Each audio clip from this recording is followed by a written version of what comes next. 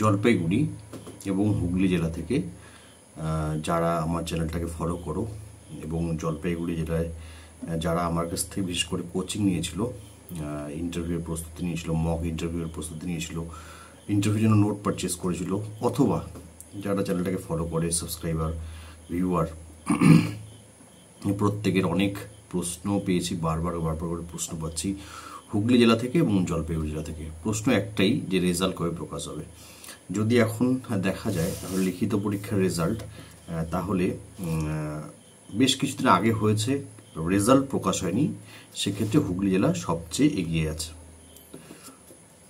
বেশ কিছুদিন আগে পরীক্ষা হয়ে গিয়েছে, রেজাল্ট হয়নি, সেক্ষেত্রে হুগলি জেলা সবচেয়ে এগিয়ে রয়েছে। এই যে হুগলি জেলার রেজাল্ট সম্পর্কে তোমাদের যে প্রশ্ন যে লিখিত পরীক্ষার রেজাল্ট কবে প্রকাশ হবে, তো আমি বারবার করে প্রত্যেকের কমেন্টের উত্তর দেওয়ার চেষ্টা করেছি।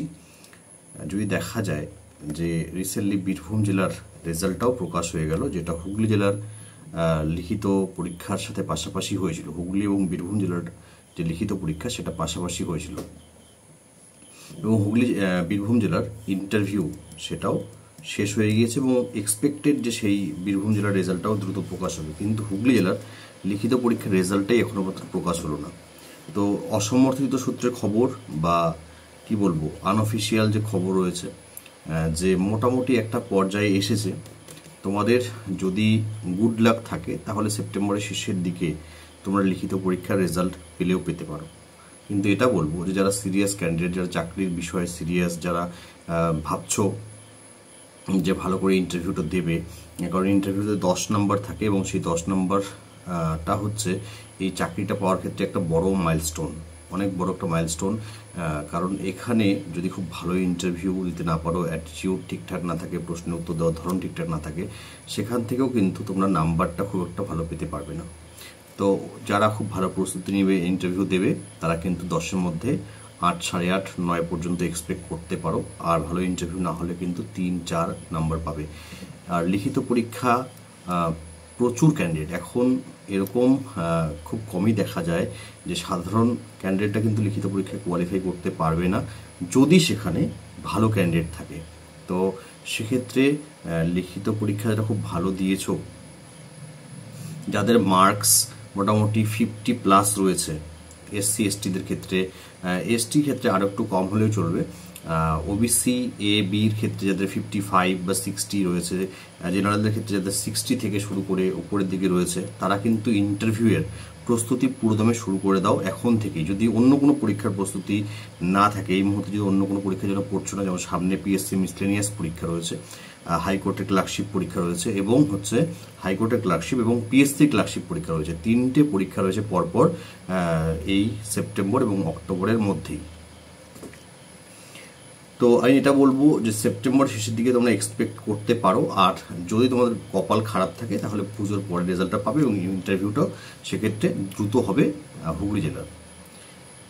জলপাইগুড়ি জেলা থেকে তো এত কমেন্ট পেয়েছি যে ইন্টারভিউ হয়ে গেল, এখনও রেজাল্ট দিচ্ছে না, আশা ছেড়ে দিচ্ছি, এই চাকরি আর হয়তো হবেই না, এরকম প্রচুর কমেন্ট পাচ্ছি। এবং এই কমেন্টগুলো মানে এমন কমেন্ট পাচ্ছি, মানে এমন হতাশাজনক কমেন্ট পাচ্ছি, সেগুলোর উত্তর দেওয়াটা আমার মানে কি উত্তর দেবো আমি বুঝতে পারছি না। অ্যাকচুয়ালি দেখো, আমি এটা বলবো যে জলপাইগুড়ি জেলা থেকে যারা রয়েছো, তোমরা যেমন ডেলি ওয়েবসাইট চেক করছো, আমি ডেলি ওয়েবসাইট চেক করছি। আজকে এই ভিডিওটা তৈরি করার আগে ওয়েবসাইট চেক করেই তারপরে বসেছি এখানে ভিডিওটা তৈরি করার জন্য। দেখো, কোনো রকম বাধা কিন্তু আমরা জলপাইগুড়ি জেলাতে দেখতে পাই না। ইডাব্লিউএস কোনো ব্যাপার নেই, ওবিসির ক্ষেত্রেও খুব একটা প্রভাব এখানে পড়বে না। এখানে বেশিরভাগ ওবিসি ক্যান্ডিডেট হচ্ছে নস্য শেখ সম্প্রদায়ের, তো সেক্ষেত্রে ওবিসির কিন্তু প্রভাব এখানে পড়বে না জলপাইগুড়ি জেলাতে। তো সেক্ষেত্রে রেজাল্ট প্রকাশ হওয়ার ক্ষেত্রে কিন্তু কোনো রকম বাধা দেখা যায় না। আমরা এর আগেও শুনেছিলাম, এখনও শুনছি। রিসেন্ট একটা কমেন্ট আমি তো অনেকের সাথে শেয়ারও করেছি যে 20 থেকে 25 আগস্টের মধ্যে রেজাল্ট প্রকাশ হবে। আমি তারপরে জিজ্ঞেস করেছি যে কোনো অথেন্টিক সোর্স আছে কিনা, তো যাই হোক সেই কমেন্টের উত্তর আর পাইনি। এবং আমরা নিজেরা প্রত্যেকেই জানতাম যে হচ্ছে আগস্টের শেষ সপ্তাহে প্রকাশ হবে। এখনো পর্যন্ত সবাই এবার আমাকে জিজ্ঞেস করছে, স্যার আপনি তো অনেকবার বলেছেন আগস্টে হবে, আগস্টে হবে, আগস্ট তো শেষ হয়ে গেল, তাহলে এখনো প্রকাশ হচ্ছে না। দেখো, আমার এ বিষয়ে বলার সত্যি আর কিছু নেই। আমি যা বলার বারবার বারবার করে ভিডিওতে বলে দিয়েছি। নতুন করে তোমাদের কাছে কিছু বলা মানে তোমাদেরকে হয়তো বোকা বানানো হবে, বা মনে হতে পারে যে দাদা বা স্যার এরকম বারবার করে বলে আমাকে বোকা বানাচ্ছে। তোমরা যেরকম জায়গাতে রয়েছো এই মুহূর্তে যদি বলি, তাহলে আমিও সেম জায়গায় রয়েছি। কিন্তু আমি আমার দিক থেকে যদি বলি, সেক্ষেত্রে দেখা যায় যে রেজাল্ট প্রকাশ হওয়ার ক্ষেত্রে কোনো রকম বাধা নেই জলপাইগুড়ি জেলার ক্ষেত্রে। তো তোমরা এক্সপেক্ট করতেই পারো যে পুজোর আগে তোমরা হয়তো রেজাল্টটা পাবে, আর জয়েনিংটা হয়তো পুজোর পরে তোমরা পেয়ে যাবে যারা ফাইনালি সিলেক্টেড হবে। আর যদি কপাল খুব ভালো হয় তাহলে কিন্তু একদম সেপ্টেম্বরের প্রথম দিকেও রেজাল্টটা প্রকাশ হলেও হতে পারে। তোমাদের প্রত্যেকের জন্য শুভকামনা রইল যে যারা ভালো ইন্টারভিউ দিয়েছো, ভালো লিখিত পরীক্ষা দিয়েছিলে, তারা যেন চাকরিটা পায়, তারাই যেন চাকরিটা পায়। বীরভূম জেলার ক্ষেত্রে বলে দেই তবুও 2 লাইন। বীরভূম জেলার ক্ষেত্রে হচ্ছে যে এই যে ইন্টারভিউ হলো, সেই ইন্টারভিউ মোটামুটি ধরে রাখতে পারো, ইন্টারভিউটা যেহেতু শেষ অঙ্গনওয়াড়ি ওয়ার্কারের, তো এরপরে হচ্ছে হেল্পারের রেজাল্ট এবং ইন্টারভিউ শুরু হবে। তো বীরভূম জেলাতে একটু সমস্যা হয়েছে খয়রাশুল ব্লকে। সেখানে একটা নিউজ পেপার বেরিয়েছিল, নিউজ পেপার কাটিং, এবং আমার পার্সোনালি আমারও ক্যান্ডিডেট ছিল, 2 জন ক্যান্ডিডেট ছিল যারা ইন্টারভিউতে ফার্স্ট লিস্টে যাদের নাম ছিল, কিন্তু সেকেন্ড লিস্টে যাদের নাম ছিল না। তো একটা সমস্যা রয়েছে। এখন যদি কোনো রকম কোনো অসুবিধে না হয় তাহলে তোমাদের রেজাল্টটা, মানে আমি জানি না যে কি হবে অ্যাকচুয়ালি, তাহলে সেক্ষেত্রে কিন্তু বীরভূম জেলার রেজাল্টটা মোটামুটি মিড সেপ্টেম্বরে প্রকাশ হওয়ার একটা পসিবিলিটি রয়েছে। এবার কোচবিহার জেলাতে ওয়ার্কার হেল্পার পদের ইন্টারভিউ হয়ে গিয়েছে। হলদিবাড়ি, মেখলিগঞ্জ, তারপরে সিতাই, তারপরে হচ্ছে কোচবিহার, এই যে তারপরে হচ্ছে তুফানগঞ্জ, এখান থেকে প্রায় 200 জন ক্যান্ডিডেট আমার কাছ থেকে তারা হচ্ছে নোট পারচেস করেছে, তারা আমার কাছ থেকে ইন্টারভিউর প্রস্তুতি নিয়েছে। কয়েকজনকে মক ইন্টারভিউ আমি কয়েকজনের কাছ থেকে নিয়েছিলাম। তো যাই হোক, সব মিলে যদি দেখা যায় যে কোচবিহারে কিন্তু মোটামুটি ইন্টারভিউটা শেষ। এবার কোচবিহার জেলায় আবার অন্যান্য কয়েকটি ব্লকে, যেমন মাথাভাঙ্গা 1, অ্যাডিশনাল এবং হচ্ছে শীতলকুচি, এই যে কয়েকটা ব্লক রয়েছে, সেখানে হচ্ছে দিনহাটা লিখিত পরীক্ষা রয়েছে। তো লিখিত পরীক্ষা হচ্ছে 7 সেপ্টেম্বর এবং 8 সেপ্টেম্বর, সেটার অ্যাডমিট কার্ড দিয়ে দেওয়া হয়ে গিয়েছে। তো এই যে কোচবিহার জেলা কিন্তু এক্ষেত্রে ভীষণ অ্যাডভান্স।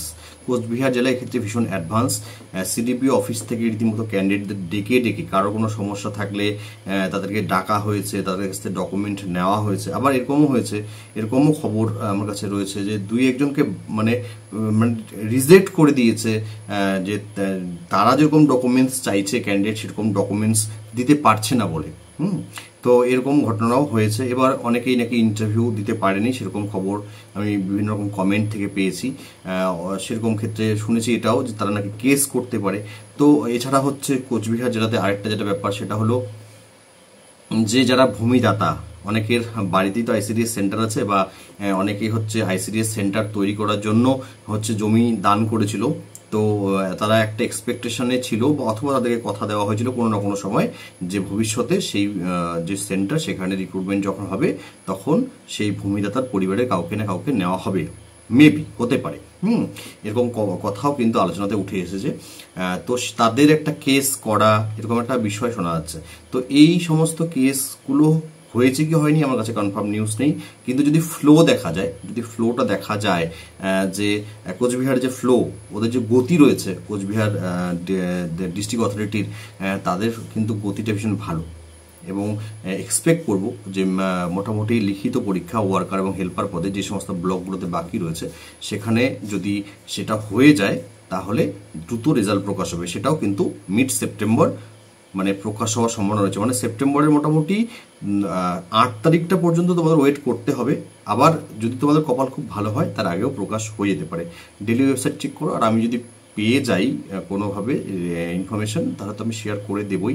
আলিপুরদুয়ার জেলার ক্ষেত্রে যদি বলি, আলিপুরদুয়ার জেলার এই মুহূর্তে আমার কাছে ইনফরমেশন নেই, তাই এই মুহূর্তে আলিপুরদুয়ার জেলা নিয়ে কোনো কিছু বলতে পারলাম না। যদি একটু ইনফরমেশন পেয়ে যাই কোনোরকমভাবে, তাহলে সেটা আমি তোমাদের সঙ্গে শেয়ার করে দেবো। তো এই ছিল জলপাইগুড়ি, হুগলি, কোচবিহার, বীরভূম এবং আলিপুরদুয়ার জেলা নিয়ে আপডেট। কোথাও লিখিত পরীক্ষার রেজাল্ট, আবার কোথাও ইন্টারভিউ রেজাল্ট। তোমরা সকলে ভালো থেকো। যারা ক্লার্কশিপ বা মিসলেনিয়াস পরীক্ষার প্রস্তুতি নিচ্ছ, অথবা যারা কলকাতা হাইকোর্টের যে এলডিএ রিক্রুটমেন্ট সেটার প্রস্তুতি নিচ্ছ, প্রত্যেকের জন্য শুভকামনা রইল। অথবা কেউ WBCS দেবে, শুভকামনা রইল। প্রত্যেকে ভালো করে পড়াশোনা করো, ভালো থেকো। যে পরিশ্রম করবে সফলতা তাকে ছুবেই, বা সে সফলতাকে ছুবেই, এরকম ব্যাপার রয়েছে। মানে আগামী 2 বছর তো এই জিনিসটা হবে, নিশ্চিন্ত থাকো যে চেষ্টা করলে সাফল্য পাবে। যারা একদম পরিশ্রম করবে তারাই সফল হবে। ঠিক আছে? তো যাই হোক, পরবর্তীতে আপডেট পেলে নিঃসন্দেহে তোমাদের সঙ্গে অ্যাট দ্যাট ভেরি মোমেন্ট আমি তোমাদের সঙ্গে শেয়ার করবো। ধন্যবাদ যারা ভিডিওটিকে এই মুহূর্ত পর্যন্ত দেখলে। এরকমই নতুন খবর নিয়ে পরবর্তীতে তোমাদের সঙ্গে আরও কথা হবে।